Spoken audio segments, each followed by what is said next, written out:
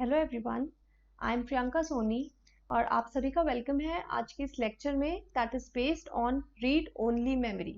जो previous lecture था हमारा वो बेस्ड था रैम पे और उसके जो सब टाइप्स थे दैट इज डी रैम और एस रैम हमने वहाँ पे डिस्कस किए थे। और आज का जो लेक्चर है वो है रीड ओनली मेमोरी। इस लेक्चर में हम डिस्कस करेंगे what is read only memory and what are the various types of read only memory. ठीक है, so let's start our lecture. First of all, overview of our lecture. ये topics हैं जो इस लेक्चर में हम कवर करेंगे। रोम फर्स्ट जो हमारा स्लाइड है वो है रोम की। नेक्स्ट डिस्कशन होगा हमारा टाइप्स ऑफ रोम का, ठीक है, जिसमें हम ये वेरियस टाइप्स डिस्कस करेंगे that is P ROM, E PROM, E PROM and flash memory. So first of all हम बात करते हैं रीड ओनली मेमोरी की। देखिए, जब हम बात करते हैं रीड ओनली मेमोरी की मतलब ये एक मेमोरी स्टोरेज है जहां पर हम डेटा स्टोर करेंगे परमानेंटली। ठीक है, means it is a permanent storage. It is a permanent storage. Read only memory का मीन्स ये है कि इस मेमोरी को सिर्फ और सिर्फ रीड किया जा सकता है, इसे ऑल्टर नहीं करेंगे। ठीक है, रीड ओनली मेमोरी को सिर्फ और सिर्फ रीड किया जा सकता है multiple times but it can not be altered. Next point is ROM is non volatile. देखिए, ROM is non volatile means ROM में जो हमारा डेटा है वो लॉस्ट नहीं होगा in case of power cut off. ठीक है, सो डेटा को स्टोर करने के लिए हमें कंटिन्यूअसली पावर की नीड नहीं है। जैसा कि रैम केस में था, रैम में अगर हम जैसे ही पावर कट ऑफ हुआ जो रैम में जो डेटा है वो लॉस्ट हो जाएगा, पर रोम में ऐसा केस नहीं है। So ROM is non volatile, RAM is volatile. Next, it is also called programmable logic device. देखिए, अगर हम बात करते हैं प्रोग्रामेबल लॉजिक डिवाइस की, हमने जब रोम देखिए, रोम में बेसिकली कुछ प्रोग्राम्स होते हैं जो पहले से ही इंस्टॉल्ड होते हैं। ठीक है, इसे हम ना तो ऑल्टर कर सकते हैं ना मॉडिफाई कर सकते हैं, क्योंकि इसमें जो प्रोग्राम्स इंस्टॉल्ड हैं वो कब इंस्टॉल्ड होंगे, मैन्युफैक्चरिंग के टाइम पे।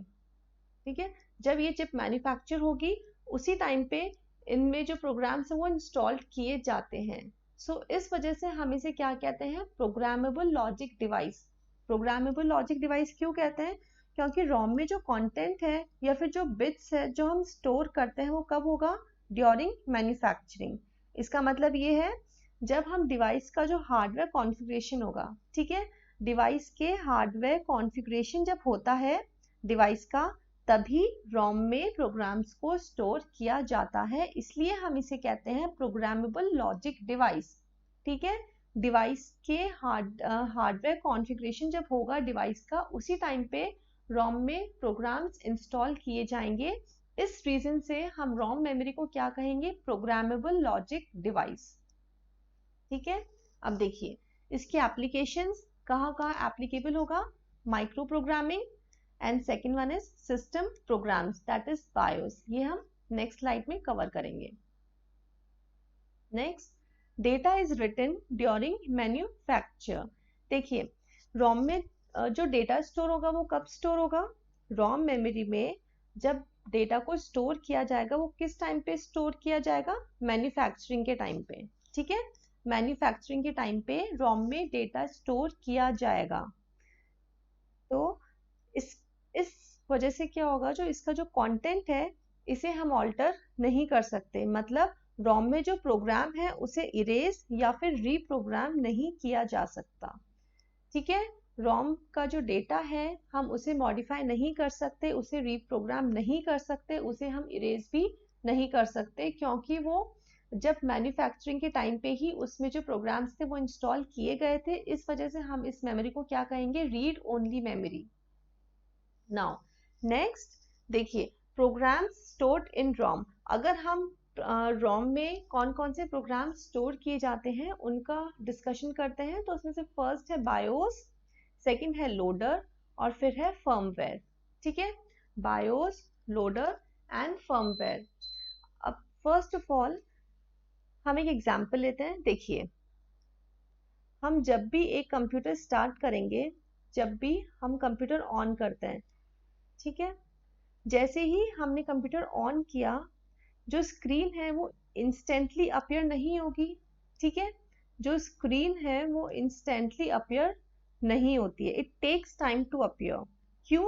क्योंकि जो प्रोग्राम स्टोर्ड है रॉम मेमोरी में, फर्स्ट ऑफ ऑल ये प्रोग्राम्स लोड होंगे in order to start the computer, ठीक है। तो जो रॉम मेमोरी में जो प्रोग्राम स्टोर्ड हैं, सबसे पहले कंप्यूटर स्टार्ट होते ही स्क्रीन नहीं अपीयर होगी। फर्स्ट ऑफ ऑल क्या होगा, ये जो प्रोग्राम्स हैं ये तीनों रन होंगे। फर्स्ट ऑफ ऑल हम बात करते हैं लोडर की। तो देखिए लोडर में क्या होगा, जैसे ही हमने सिस्टम को ऑन किया, लोडर क्या करेगा, ऑपरेटिंग सिस्टम को लोड करेगा रॉम मेमोरी से रैम मेमोरी में, ठीक है। लोडर क्या करेगा, ऑपरेटिंग सिस्टम को लोड करेगा रैम मेमोरी से रॉम मेमोरी से रैम मेमोरी में। सो इस प्रोसेस को हम क्या कहेंगे, बूटिंग, ठीक है। इस प्रोसेस को हम क्या कहेंगे, बूटिंग। नेक्स्ट है हमारा बायोस। अगर हम बात करते हैं बायोस प्रोग्राम की, तो ये बेसिकली यूज्ड होते हैं कंप्यूटर को बूट करने के लिए। मतलब ये कंप्यूटर को ऑपरेटिंग सिस्टम के साथ कनेक्ट करेंगे, ठीक है, इन बायोस इनपुट आउटपुट डिवाइसेस, ठीक है। बेसिक इनपुट आउटपुट डिवाइसेस ये ऐसे प्रोग्राम्स हैं जो क्या करेंगे, कंप्यूटर को ऑपरेटिंग सिस्टम के साथ कनेक्ट करेंगे। नेक्स्ट हम बात करते हैं फर्मवेयर की। देखिए फर्मवेयर की जब हम बात करेंगे तो ये बेसिकली सॉफ्टवेयर प्रोग्राम्स होते हैं, ठीक है। ये जो फर्मवेयर है ये सॉफ्टवेयर प्रोग्राम्स होते हैं।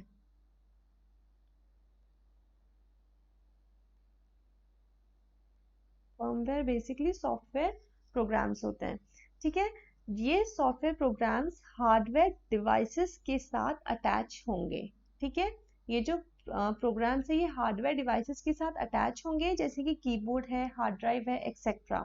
मतलब जब इंस्ट्रक्शंस फ्लो होगा, जो इंस्ट्रक्शन फ्लो होगा वो इन प्रोग्राम के थ्रू फ्लो होगा। मतलब कि अगर फर्मवेयर जो प्रोग्राम है वो इंस्टॉल्ड है या वो अटैच है हार्डवेयर डिवाइसेस के साथ, तभी जो डिवाइसेस हैं वो कम्युनिकेट कर सकते हैं अनदर कंप्यूटर हार्डवेयर डिवाइसेस के साथ, ठीक है। मतलब जो हार्डवेयर डिवाइसेस हैं, अगर इनके बीच में कम्युनिकेशन होना है, मीन्स जो इंस्ट्रक्शन फ्लो है वो किसके थ्रू होगा, इन फर्मवेयर प्रोग्राम्स के थ्रू होगा। तो हर एक डिवाइस के साथ फर्मवेयर जो प्रोग्राम है वो अटैच होना चाहिए। तो ये थे बेसिक प्रोग्राम्स जो कि रोम में स्टोर्ड होते हैं। अब नेक्स्ट हम बात करते हैं टाइप्स ऑफ रोम की। देखिए टाइप्स ऑफ रोम की, इसमें 4 टाइप्स ऑफ रोम हम स्टडी करेंगे। तो first of all P ROM, second one is E PROM, then E PROM, then flash memory, ठीक है। ये 4 टाइप्स की रोम है जो आज हम स्टडी करेंगे। देखिए फर्स्ट ऑफ ऑल हम बात करते हैं पी रोम की। P ROM that is programmable read only memory, ठीक है। Read only memory programmable means हम इसे प्रोग्राम कर सकते हैं। फर्स्ट जो हमने पढ़ा था वो था ROM that is only read only memory, वो पहले से ही प्रोग्राम था, ठीक है, जिसे हम ऑल्टर नहीं कर सकते, उसे हम रीप्रोग्राम नहीं कर सकते थे। पर PROM programmable read only memory, so first it is a blank version of ROM. देखिए अगर हम बात करते हैं ब्लैंक वर्जन ऑफ रोम की, तो इसका मतलब ये है कि जब ये मैन्युफैक्चर होगी, ठीक है, जब पी रोम मैन्युफैक्चर होगी तब ये ब्लैंक मेमोरी होगी, ठीक है। जब पी रैम मैन्युफैक्चर होगी तब ये ब्लैंक मेमोरी होगी, और इसे कौन फिल करेगा, प्रोग्रामर फिल करेगा, ठीक है। उसकी रिक्वायरमेंट के अकॉर्डिंग वो इसमें प्रोग्रामिंग कर सकता है। तो इसे हम क्या कहेंगे, P ROM means programmable read only memory. ऐसी मेमोरी चिप जो बिल्कुल ब्लैंक वर्जन है, बिल्कुल ब्लैंक है, उसे प्रोग्राम किया जाता है, इसे प्रोग्राम किया जाएगा प्रोग्रामर के थ्रू, ठीक है। therefore it is also called user defined read only memory। इस रीजन से हम इसे क्या कहेंगे, user defined read only memory. Means जो यूजर है वो डेटा या फिर इंस्ट्रक्शंस को ऐड कर सकता है एज पर हिज रिक्वायरमेंट, ठीक है। अपनी रिक्वायरमेंट के अकॉर्डिंग वो इसमें डेटा और इंस्ट्रक्शन ऐड कर सकता है। इस रीजन से हम इस मेमोरी को क्या कहेंगे, यूजर डिफाइंड रोम, ठीक है। Now next, to write data into a PROM chip, a device called PROM programmer और PROM बर्नर इज यूज्ड। देखिए, जब प्रोग्रामर इसमें जो इंस्ट्रक्शंस है या डेटा फेड करेगा या इंस्टॉल करेगा तो वो किसके थ्रू होगा? PROM burner. ठीक है, उसे हम क्या कहेंगे? PROM burner. इसे हम एक और वन टाइम प्रोग्रामेबल डिवाइस भी कह सकते हैं इस चिप को। ठीक है, वन टाइम प्रोग्रामेबल चिप भी कह सकते हैं। देखिए, जब भी हम PROM चिप पे डेटा को राइट करेंगे तो हम उसे कहेंगे बर्निंग द PROM। ठीक है, PROM बर्नर। जब हम PROM पे डेटा को राइट करेंगे उसे हम कहेंगे PROM बर्नर या फिर burning of the PROM chip. So after burning means अगर हमने एक बार इस चिप को बर्न कर दी, फिर हम इस डेटा को मॉडिफाई नहीं कर सकते। ठीक है, फिर हम इस डेटा को मॉडिफाई नहीं कर सकते, इरेज नहीं कर सकते। इसी रीजन से हम इसे क्या कहेंगे? One time programmable device. Means इसकी जो प्रोग्रामिंग होगी वो सिर्फ और सिर्फ एक ही बार पॉसिबल है। ठीक है, मल्टीपल प्रोग्रामिंग नहीं होगी, only and only one time programming is allowed. So it is also called one time programmable device. The process of programming a PROM is known as burning the PROM. ठीक है, जब हम PROM chip को PROM chip में जब हम जो programmes है उन्हें इंस्टॉल करेंगे, उस प्रोसेस को हम क्या कहेंगे? Burning of PROM chip. Once it is programmed, the data cannot be modified later, so it is also called as one time programmable device. ठीक है, PROM चिप में डेटा सिर्फ और सिर्फ एक ही टाइम इंस्टॉल होगा, सेकेंड टाइम हम इसे ना तो इरेज कर सकते हैं और ना इस डेटा को रीप्रोग्राम कर सकते हैं। इस वजह से हम इस चिप को क्या कहेंगे? One time programmable device. अब इसका यूज PROM चिप्स का कहाँ यूज होगा? सेलफोन्स में, ठीक है, वीडियो गेम्स में, मेडिकल डिवाइसेस में। तो जहां जहां ये इन एरियाज में जब हम चिप यूज करेंगे तो वो चिप कौन सी होगी? PROM चिप होगी, जो सिर्फ और सिर्फ एक ही बार राइटेबल होगी। ठीक है, ये चिप इरेज नहीं हो सकती और ना ही इसे हम मॉडिफाई कर सकते हैं। सो फर्स्ट थी PROM चिप, जो कि ब्लैंक वर्जन है ROM चिप का। ठीक है, अब हम नेक्स्ट बात करते हैं EEPROM की, that is erasable programmable read only memory. Read write electrically. देखिए, इरेजेबल है, जो PROM मेमोरी थी, PROM मेमोरी सिर्फ प्रोग्रामेबल थी ओनली वन टाइम। ठीक है, हम उसे प्रोग्राम कर सकते थे सिर्फ एक ही बार, हम उसे इरेज नहीं कर सकते थे। बट EEPROM में हम PROM मेमोरी को इरेज कर सकते हैं by using ultraviolet radiation method. ठीक है, इरेजेबल PROM या फिर EEPROM में जो भी डेटा है, जो भी कंटेंट है, हम उसे इरेज कर सकते हैं और फिर से हम उसे रीप्रोग्राम कर सकते हैं। ठीक है, so read write electrically, read operation भी हो सकता है, राइट ऑपरेशन भी होगा। राइट ऑपरेशन कैसे होगा? इलेक्ट्रिकली होगा। ठीक है, so before a write operation empty the cells by UV radiations. जो EEPROM में जो भी डेटा है उसे हम इरेज कैसे करेंगे? UV रेज के थ्रू उन डेटा को इरेज किया जाता है। Now the erase procedure can be performed multiple times. मतलब हम मल्टीपल टाइम्स हम चिप में प्रोग्रामिंग कर सकते हैं। It is expensive than PROM। It is expensive than PROM। Now इसके कहाँ यूजेस होंगे? देखिए, जो माइक्रो कंट्रोलर्स हैं वहां हम यूज करेंगे PROM चिप का। ठीक है, क्योंकि उनकी जो प्रोग्रामिंग है, हमें मल्टीपल टाइम्स उनकी जो प्रोग्रामिंग है उन्हें चेंज करना होता है, तो वहां हम यूज करेंगे इरेजेबल PROM। तो ये था इसका यूजेस। अब देखिए, इसमें ये है, देखिए, जब तक EEPROM में UV रेज जब तक आप EEPROM को UV रेज में एक्सपोज नहीं करोगे तब तक इसका जो कंटेंट है वो डिलीट नहीं होगा। ठीक है, पर जैसे ही आपने UV रेज अप्लाई किया तब इसमें जितना भी कंटेंट है वो सारा डिलीट हो जाएगा। नेक्स्ट हम बात करते हैं EEPROM। अब इलेक्ट्रिकली EEPROM मींस इसमें जो डेटा है वो कैसे डिलीट होगा? इलेक्ट्रिकली डिलीट होगा या फिर बाय लेजर पल्सेस से डेटा को डिलीट किया जाएगा। ठीक है, EEPROM में क्या था, यूवी रेज के थ्रू हम डेटा को डिलीट करते थे, पर EEPROM में क्या होगा, हम इलेक्ट्रिकली या फिर लेजर पल्सेस के थ्रू डेटा को डिलीट करेंगे। Next point, it is erased and reprogrammed repeatedly. Multiple times हम रीप्रोग्रामिंग अप्लाई कर सकते हैं, मल्टीपल टाइम्स हम रीप्रोग्रामिंग कर सकते हैं। Next, it is also known as flash EEPROM. It is also known as flash EEPROM because ये जो मेमोरी है ये किसके सिमिलर है, फ्लैश मेमोरी के सिमिलर है। फ्लैश मेमोरी हम डिस्कस करेंगे नेक्स्ट स्लाइड में। सो EEPROM को हम क्या कह सकते हैं, फ्लैश EEPROM भी कह सकते हैं।